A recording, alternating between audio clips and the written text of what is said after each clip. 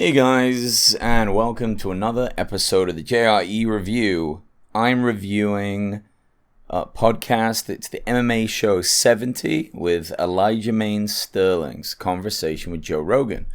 Aljamain is a fantastic mixed martial artist. If you're into the UFC and fighting and combat martial arts, you name it, especially if you're a fan of like John Jones and Anderson Silva, you're going to love what Aljamain brings to the table. He's very dynamic, very fast, brave, willing to throw all sorts of shit from all different angles. I mean, he's a bad motherfucker, and I really enjoy watching his fights. And his conversation with Joe was really interesting, was excellent. He was very open and vulnerable and real. And honestly, I have to say it was badass. You know, he was listening, he was asking questions, and he really put it out there. He put himself out there, right? And it was almost like the idea of the podcast with Joe wasn't too overwhelming for him. He was really there to spend some time with Joe Rogan and get some knowledge and learn. The guy's hungry for that, and I really enjoyed it. But anyway, let's start the review.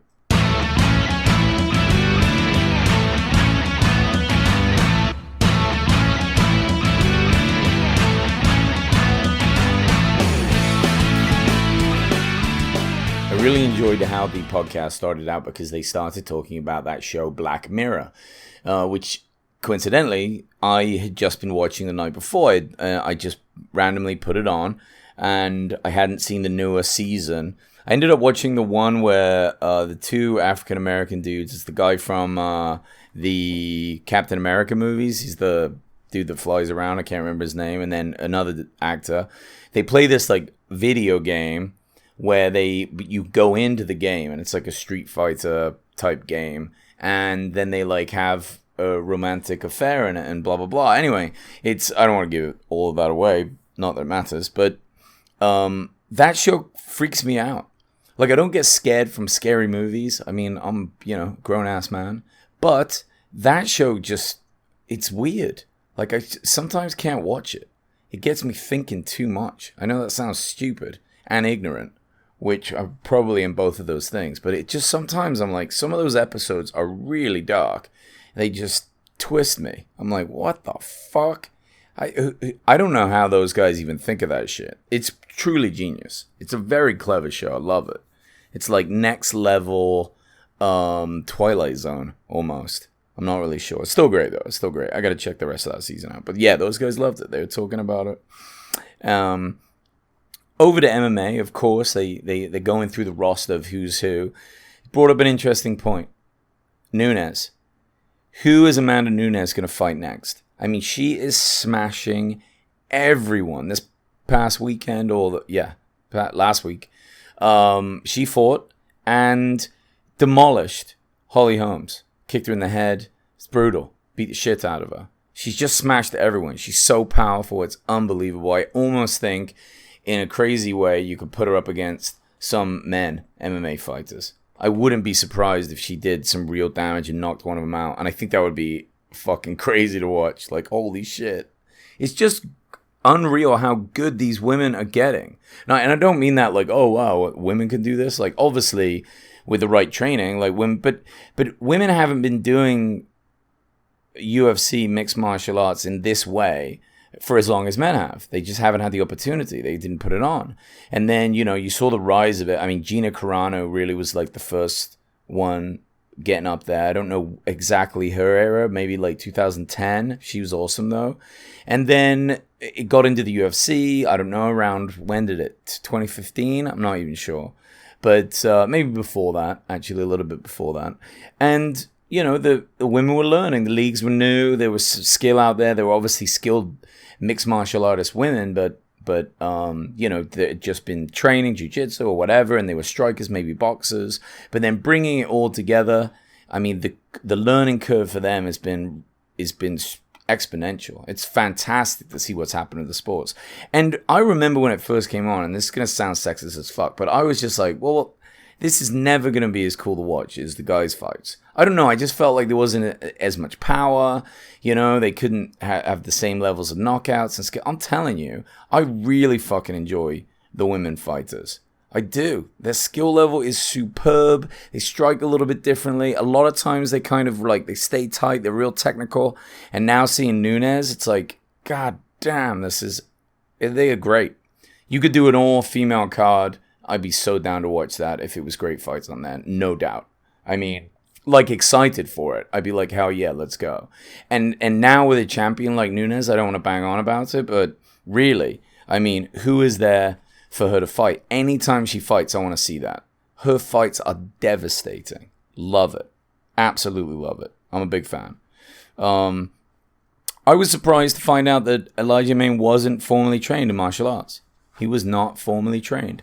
He didn't like grow up with like a karate or whatever. He just kind of got into it, kind of trains himself, does his own like nutrition. He has a strange camp. Kind of talked about that. It was like, you know, he's just a wild man. He's going for it. I mean, you gotta love that. It's really interesting. He moves well.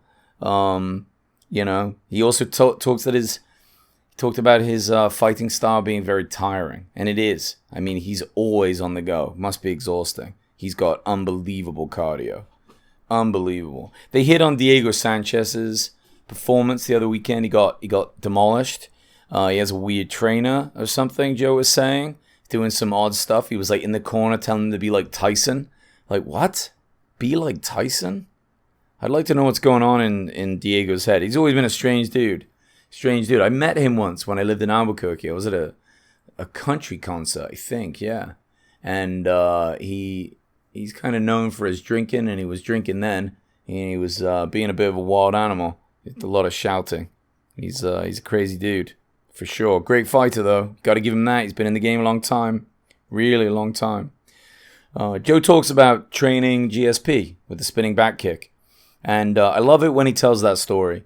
Because he always tells it in a modest way, like, look, I know I'm just a commentator. What do I know? But I just know this one really well. And it's still, if you haven't seen the YouTube video of him showing GSP that move, it's so great because GSP is so blown away by how much power there is. And Joe Rogan can fucking kick through a wall. He kicks things so hard, it honestly is like when a horse is like kicking back. You know what I mean? Like that explosive power, like a fucking donkey just like blasting his legs out.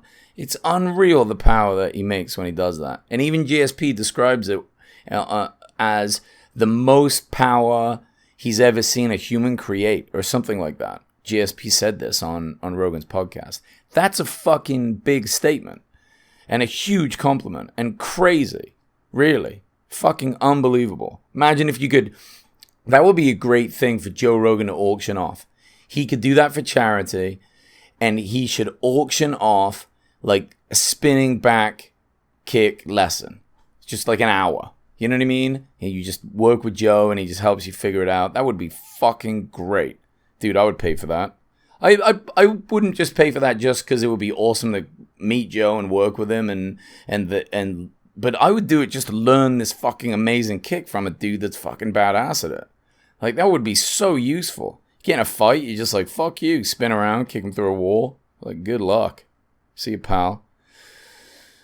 Back to the honesty and openness and vulnerability of Aljamain. He talks a lot about how it was tough growing up. It was tough in his family. His dad was kind of abusive, pick on him a lot. So he was very shy. And he didn't really know how to talk to people, like communicate well, socially awkward, that sort of thing. And he does some good things. Like he looks after his mom. He's like trying to buy her a house. He uses his money to like help his family out. His mother's been in a tough way. She's got a tough divorce. It's going on a long time. And a lot of fighting there, a lot of turmoil. He talks about his girlfriend too. That I thought was almost a little too personal. Like, he's still with her. So he's going to get home and she's going to be like, did you have to fucking really talk about that? But whatever. Like, good for him for doing it because he's trying to figure it out. And he's being honest and he's opening. And, you know, he talked about when he got into talking about how much they fight, you know, that they fight a lot. And I really do appreciate his honesty. He puts it all out there. And it's a great way to find solutions. because you've got to look at yourself honestly in order to change it. You've got to see what you are to know how to become the thing you want to be. What the fuck am I talking about? But you know what I mean. Something like that.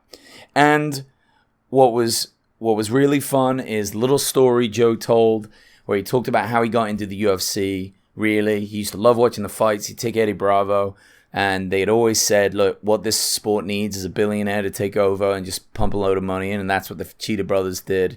And he was there. Dana asked him to commentate on some fights. He did that for a while. He started commentating, and it became more of a thing, and the sport was very small then. And, you know, it was Dana White that came and asked him. Dana White was like, you should do this. I mean, he's really the brains, and Joe gave a lot of credit to Dana for that, and I love that. I love that. It's so great. I mean, obviously the sport is huge now. Joe was a big part of it, but Dana really did it. And it's so cool that Joe got to be such a big part of it, and still is, you know. It's going to be weird when Joe retires from the UFC. It really is going to be weird. I hope he still does the fight companions, just so we have a little bit of something. You know, you still can, if you want, get some Rogan talking. And that would be fucking cool. Imagine being in the room for a fight companion. Like, getting to watch the fights with Rogan would be cool. Having a guy, like, just him being him. I used to watch the fights, actually, with a lot of UFC fighters in Albuquerque. We used to go to a place called the Tilted Kilt. And they still probably do. If any of you guys are downloading from Albuquerque, and you're there in New Mexico, anytime there's a UFC on, go over to the Tilted Kilt. Sit by the bar. You'll see probably Andre Arlovsky. Holly Holmes goes often. I met Alistair Overeem over there. I met John Jones, Dodson. Who else? There were quite a few. I mean, it was really cool. It was a great place to watch them. And then before I finish, one great thing is, like, I guess somebody once told Dana White, hey, you got to tell Joe, stop talking about weed. This is back in the day when Joe was a big advocate for weed, like maybe 2000s or a little after. And Dana turned around and he goes, I don't give a fuck what he's taught, you know, that he talks about weed as long as he fucking talks about the fights. That's all I give a shit about. And that's badass. You know, there's like no corporate bone in Dana's body. He's just a money-making machine worth $350 million. What a bad motherfucker. I met him too. I met him in Santa Monica. It was cool at an English pub. Really nice. Chatted to him like he generally is, like a super friendly, nice guy. He was cool. Anyway, enough of that. Thank you so much, as always, for downloading. I really appreciate it, guys. I couldn't be more appreciative. Yeah, I'm getting some good reviews and things. I'm trying to make it not suck. I need to get some more people on to talk back and forth with. There's so many Joe Rogan fans out there that would love to join me in a conversation, so I got to make it happen. And as always, follow me on Instagram at Joe Rogan Experience Review, and then message me there. Cheers.